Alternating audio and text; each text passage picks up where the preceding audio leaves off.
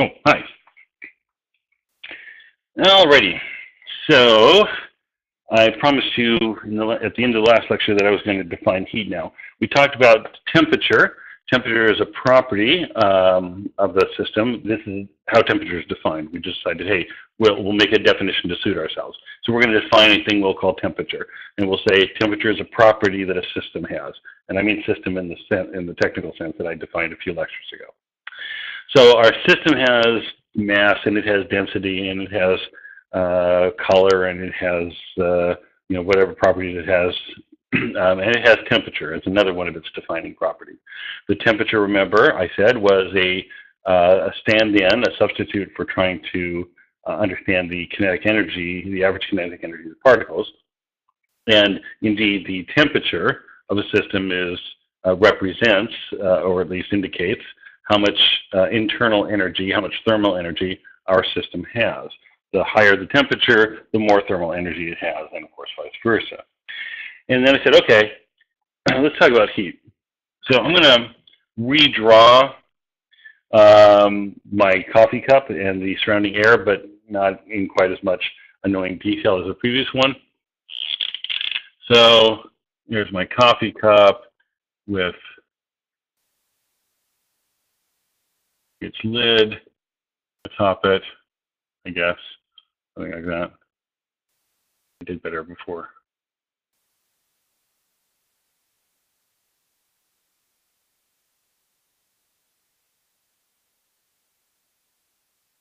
It's more like a diamond now.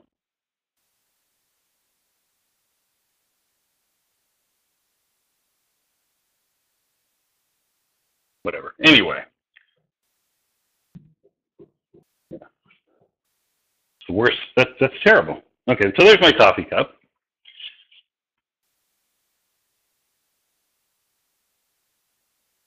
And again, it's filled with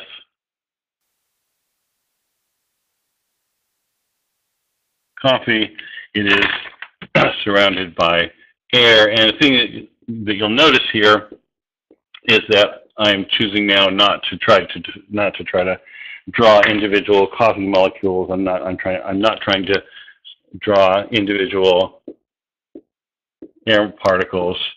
And the reason for that, of course, is that air and water and so on are just made up of so many particles, so many individual molecules and stuff that there's no hope and no point in trying to keep track of them individually. So we think of them as just a continuous, fluid. Okay. If the temperatures are different of our system compared to our surroundings, then there'll be, I said in the last lecture, there'll be a net flow of energy across the boundary in whichever direction from higher energy to lower energy. Okay?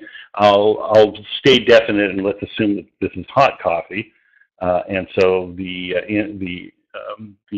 energy of the coffee, that is to say, the temperature of the coffee is higher than the temperature of the surroundings. That means the energy content of the coffee is per particle now, per particle. And that there's an important distinction there, and I'll make the distinction later. But anyway, the average energy per particle, the average temperature is higher here, so there's going to be a net flow of energy from the system out through the boundary to the surroundings. And I described in the previous recording that the result of that is going to be a loss of energy to the system, a gain of energy for the surroundings, and eventually the average energy per particle of the system and the surroundings will become the same. This is important. This is a very important point. As energy flows from the system to the surroundings, or from the surroundings to the system, depending, but in this case, from the system to the surroundings, again, the mechanical process that causes that flow are collisions between the high kinetic energy coffee particles with the boundary, and then the boundary particles with the surrounding the particles that make up the surroundings. Okay, and so there's going to be a net loss of kinetic energy for each of the particles during the collision, and a net gain of kinetic energy for the particles that make up the surroundings, the air.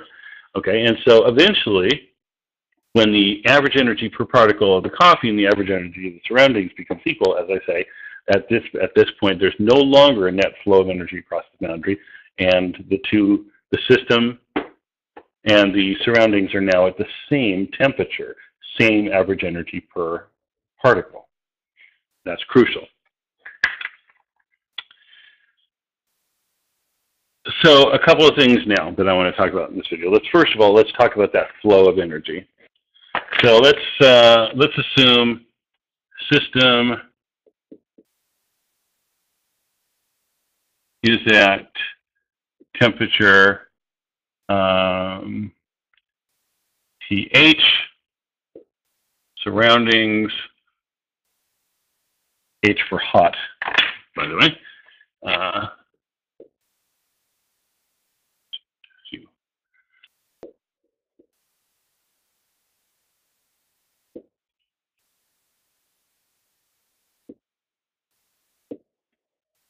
T sub C for cold, or colder anyway. And we'll assume here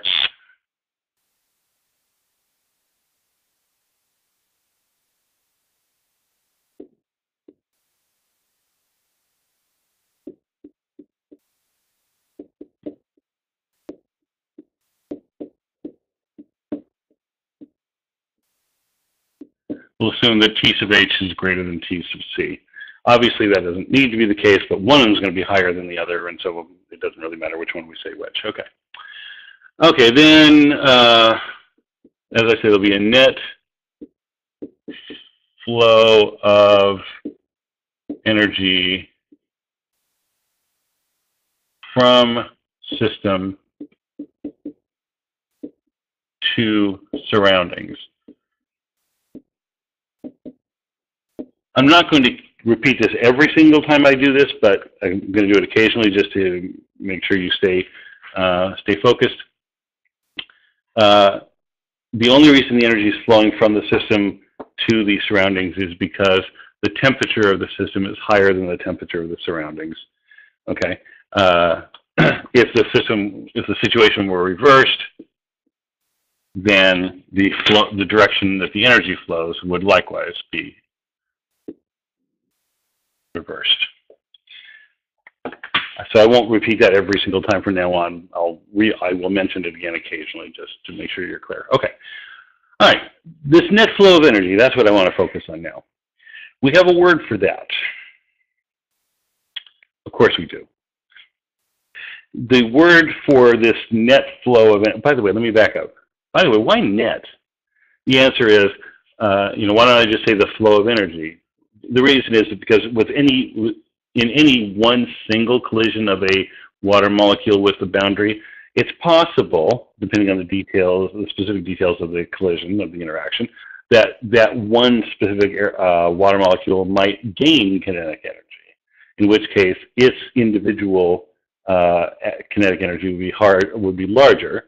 Okay, and so, but that gain of kinetic energy could only come at the expense of a loss of kinetic energy from the surroundings. We're going to, by the way, ignore the boundary unless I really need to care about it.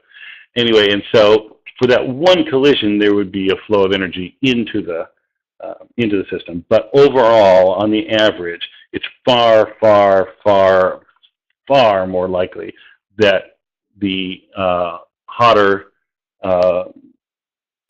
molecules will lose energy to the cooler molecules. And so on balance, on net, the flow of energy will be outward from the hotter side to the cooler side. Right. Okay, so this flow of energy has a name.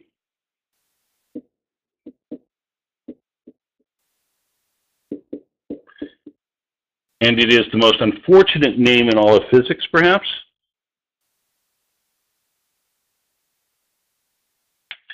This flow of energy is called heat.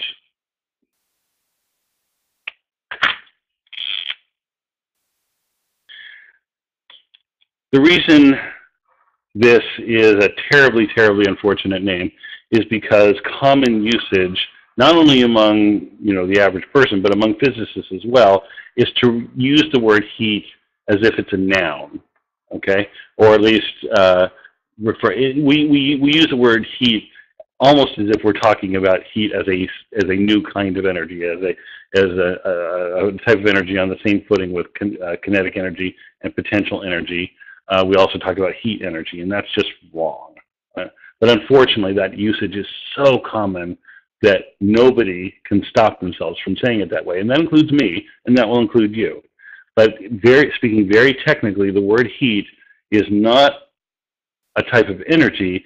Rather, it is a movement, a flow of energy. There's an implication here. When I talk about heat, the implication is that energy is moving from one place to another. Heat still has units of joules, but so does work. And work is not energy. Work affects energy. Work changes energy, but work is not energy. Same kind of idea with heat. Heat is not energy. It's related to energy. It talks about the movement of energy from one place to another place, from the system to the surrounding. But heat is not energy in and of itself. In any case, the symbol, and I will try to use the word carefully, at least in these conversations, in these lectures, but I will make mistakes, and so will you, and it's okay. Anyway, the symbol that we use for heat is the letter capital Q. We're nowhere near electric charge anymore, so there's no problem with that.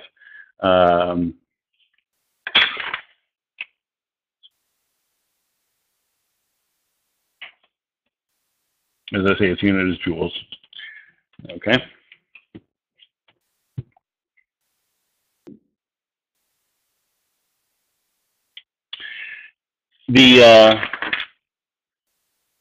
So when I do this in my drawing, I would probably draw it like this. I would do something like this, and then say write Q. And so we have a flow of energy. So this drawing here implies that energy in the form of, in this case, average kinetic energy per particle, is traveling from the higher energy system to the lower energy surroundings. Okay. Now, don't for a moment think these are vectors. That's not. I'm just simply, but there is a direction of flow against from higher energy from the higher energy system to the lower energy surroundings. Okay. So the direction of flow does have a sense of direction, but it's not a vector. Okay.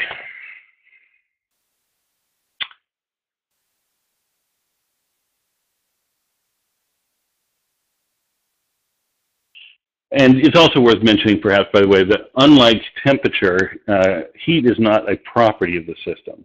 Rather, it's an indication or a discussion of how the property of temperature is changing as a consequence of moving energy.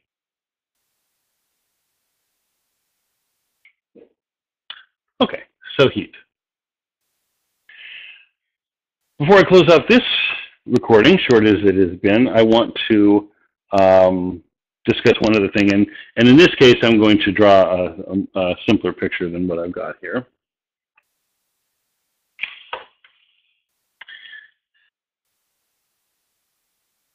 Newton had his 3 laws of motion. Isaac Asimov had his 3 laws of robotics.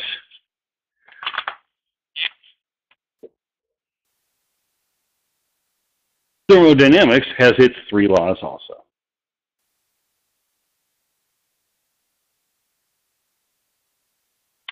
And I want to tell you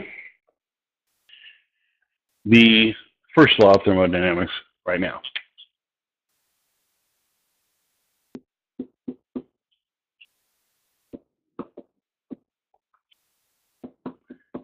Now,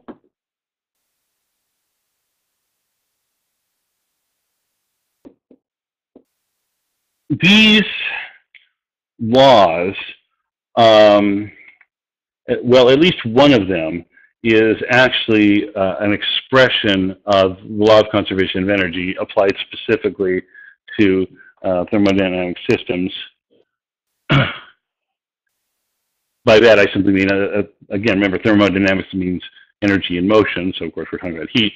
So conservation of energy holds for all systems, of course, even where energy is being transferred across a boundary from one part of the universe to, well, from the system to the surroundings, or from the surroundings to the system. And so the first law of thermodynamics is actually an application, really, of conservation of energy to a thermodynamic system. And it is simply this.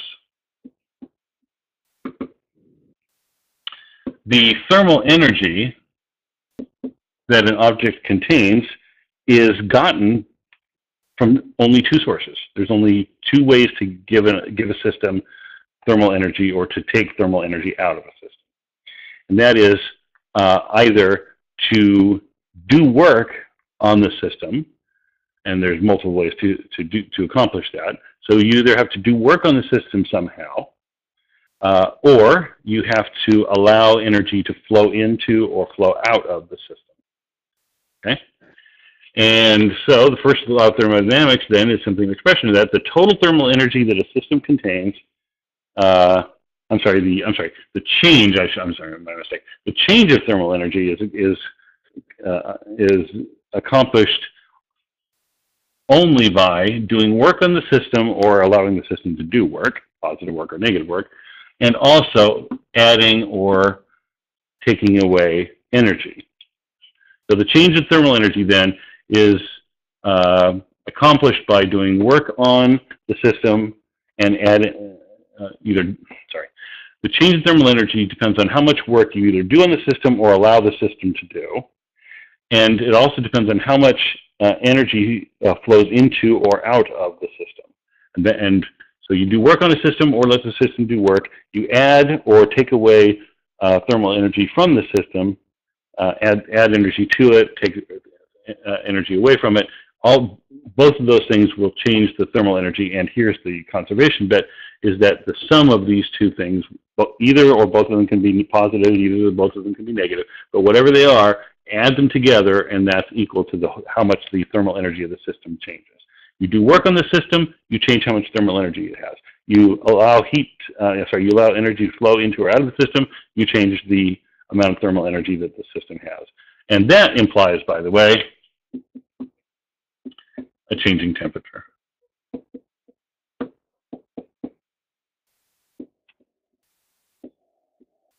We will discover that this implication is only that. It's only an implication. It's not a guarantee. It is possible. It will be possible, as it turns out, to do one or another of these things and change the internal energy of the system without changing the temperature.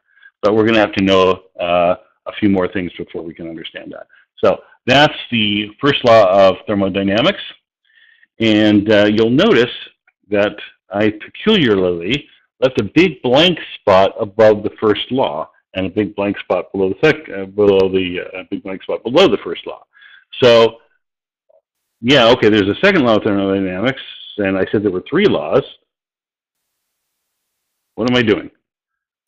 Oh, next lecture, the 0th law of thermodynamics.